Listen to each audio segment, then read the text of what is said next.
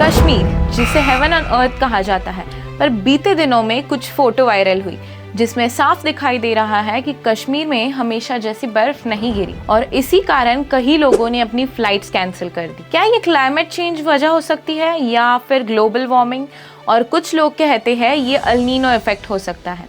चलिए जानते हैं इसके पीछे क्या वजह हो सकती है। So hello and welcome to Labtech innovations. This is Srishti and here we give you information related to research, technology and current affairs।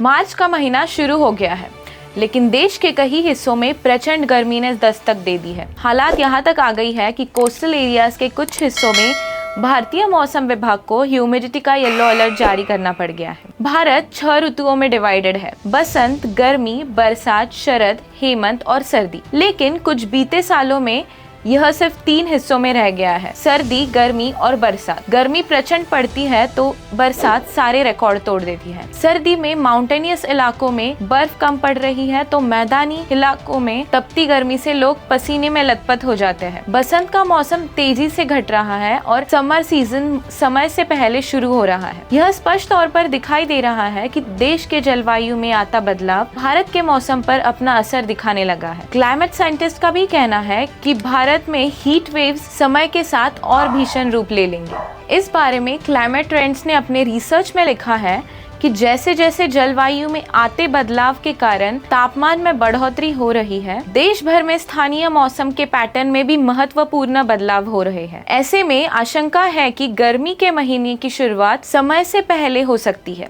Bharat मौसम विज्ञान विभाग के अनुसार ऐसा ही कुछ जनवरी 2024 में देखा गया, जब वेस्ट हिमालय में पिछले 100 वर्षों में दूसरी सबसे कम बारिश यानी 5 सेंटीमीटर बारिश हुई। गर्मी के महीने की जल्द शुरुआत की आशंका जताते हुए मौसम विभाग के वैज्ञानिकों का कहना है कि मौसम विभाग इस वर्ष से गर्मी के खतरे की स्थिति को लेकर चेतावनी की शुरुआत कर रहा है। उनके मुताबिक समर फोरकास्ट जो 1 अप्रैल से जारी किया जाता था, वो उसके बजाय 1 मार्च से जारी किया जाएगा। मौसम विज्ञान विभाग के साइंटिस्ट इस बारे में इंफॉर्मेशन देते हुए कहते हैं कि भारत के सभी हिस्सों में गर्मी के दिन बढ़ रहे हैं। उनके अनुसार मार्च में भारत के साउदर्न प्लेट्यू जैसे गुजरात, महाराष्ट्र, छत्तीसगढ़, कर्नाटक के हिस्सों में उच्च तापमान अनुभव किया जाएगा। IMD ने केरल और रायलसीमा में बढ़ते तापमान और ह्यूमिडिटी को लेकर चेतावनी भी जारी कर दी है। वहाँ अधिकतम तापमान 38 डिग्री सेल्सियस तक जा सकता है। साथ ही ह्यूमिडिटी यानी उमस का भी अधिक रहने के अनुमान है। वैज्ञानिकों का कहना है कि अल नीनो की स्थितियां अब पहले की तुलना में कहीं ज्यादा हो गई है। उनके मुताबिक अध्ययन से पता चलता है शरद यानी ऑटम सीजन सभी सीजन्स में से सबसे तेजी से बढ़ रहा है। मौसम वैज्ञानिकों के रिसर्च में भी सामने आया है कि भारत के पश्चिमी हिस्से यानी वेस्टर्न पार्ट में सर्दियों के दौरान फरवरी और जनवरी के बीच गर्मी के रुझान में काफी अंतर होता है। गर्म मौसम की स्थिति में तेजी से ट्रेंड ऑफ चेंज दिखाई दे रहा है, जिससे बसंत का मौसम सिकुड़ रहा है। बता दें कि गर्मियों की शुरुआत के साथ ही इस बात को लेकर चिंता बढ़ जाती है कि अधिकारी इस मुद्दे से निपटने के लिए कितने तैयार हैं। भारत में प्राकृतिक संसाधन रक्षक परिषद के क्लाइमेट रेजिलियंस और स्वास्थ्य कार्यक्रम प्रमुख अभियंता तिवारी दावा करते हैं कि देश में वल्नरेबिलिटी इंडेक्स पर अभी काम किया जा रहा है। इसकी कार्य योजना के विस्तार और इसके लिए बजट का पता लगाने के लिए विभिन्न विभागों में योजनाओं पर चर्चा शुरू कर दी गई है। उसके मुताबिक दिन और रात दोनों के दौरान उच्च तापमान के साथ साथ अधिकांश आबादी के पास अपने आप को ठंडा रखने और बेहतर वेंटिलेशन से जुड़ी सुविधाओं का अभाव है, जिसके चलते देश में स्थिति चुनौतीपूर्ण है। हिमालय का ग्लेशियर तेजी से पिघल रहा है। वैज्ञानिकों ने आशंका जताते हुए कहा है कि 2100 तक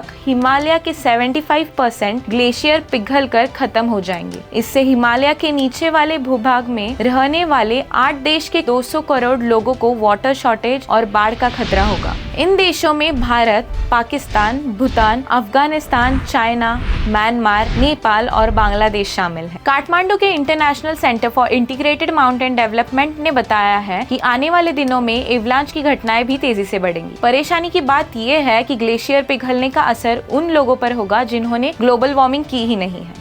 रिपोर्ट में यह बात सामने आई है कि हिमालय 2010 के बाद 65% तेजी से पिघल रहा है। अगर दुनिया का तापमान 1.5 डिग्री सेल्सियस से 2 डिग्री सेल्सियस तक बढ़ेगा तो ग्लेशियर 2100 तक 30% से 50% की तेजी से पिघलेगा। हालांकि अभी के अनुमान के मुताबिक तापमान 3 डिग्री सेल्सियस तक बढ़ने की आशंका है। ऐसे में ग्लेशियर 75% तक तेजी से पिघलेंगे। रिपोर्ट में बताया गया है कि इससे भारत की गंगा नदी और घाघरा नदी समेत 12 नदियां खतरे में आ सकती है, जो हिमालय के ग्लेशियर से निकलती है। क्लाइमेट चेंज की वजह से 2000 ईयर्स में खत्म होने वाली थी, वो केवल 30 ईयर्स में खत्म हो चुकी है। पर्यावरण पर काम करने वाले एक वैज्ञानिक का दावा है कि आने वाले 100 ईयर्स में हिमालय के ग्लेशियर खो देंगे। 3500 किलोमीटर में फैला हुआ हिमालय 8 देशों को कवर करता है। हिमालय की 200 ग्लेशियर झीलें खतरे में है। पर्यावरणविदों ने कहा है कि जब एक बार ये ग्लेशियर की बर्फ पिघलने लगती है तो इसे जमा पाना मुश्किल होता है। इसलिए ये जरूरी है कि तापमान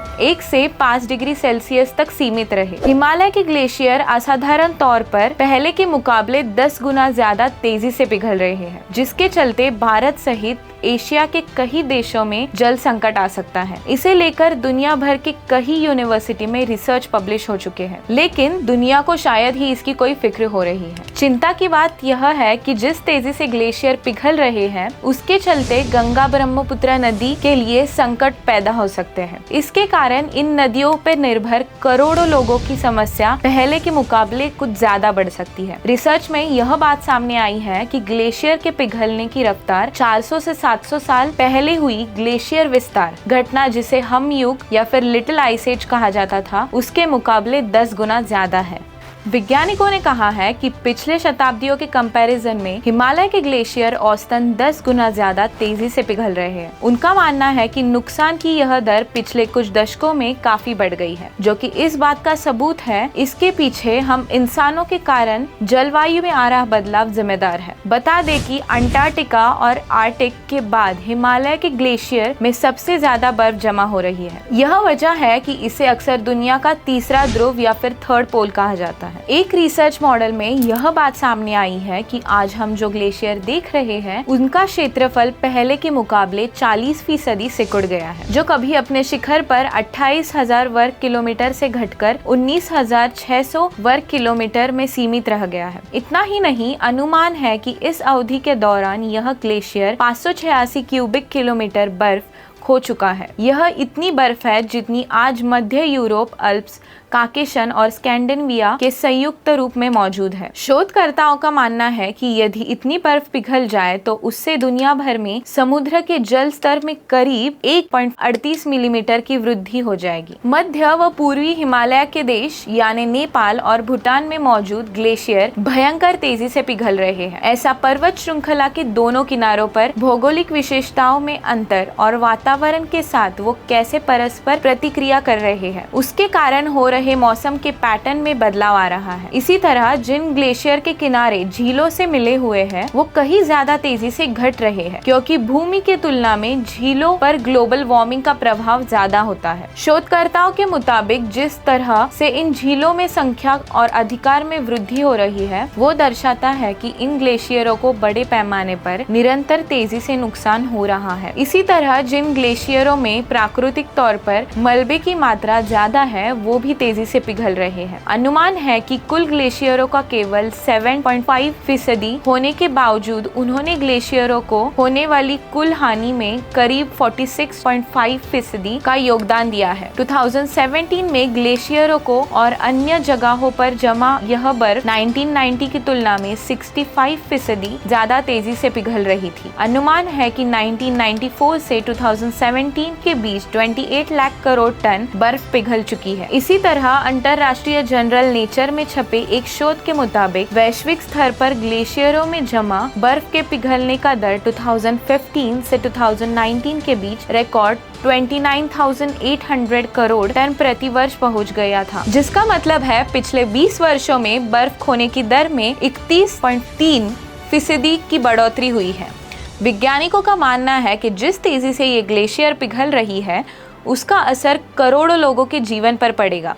अनुमान है कि इसके चलते अगले 3 दशकों में करीब 100 करोड़ लोग पीने के पानी और खाद्य की कमी का सामना करने को मजबूर हो जाएंगे। आप जलवायु परिवर्तन को किस तरह से देखते हो और महसूस करते हो, हमें कमेंट करके जरूर बताएं। ऐसे और इन्फॉर्मेटिव वीडियोस के लिए लैबटेक इनोवेशंस को फॉलो और सब्सक्राइब करें।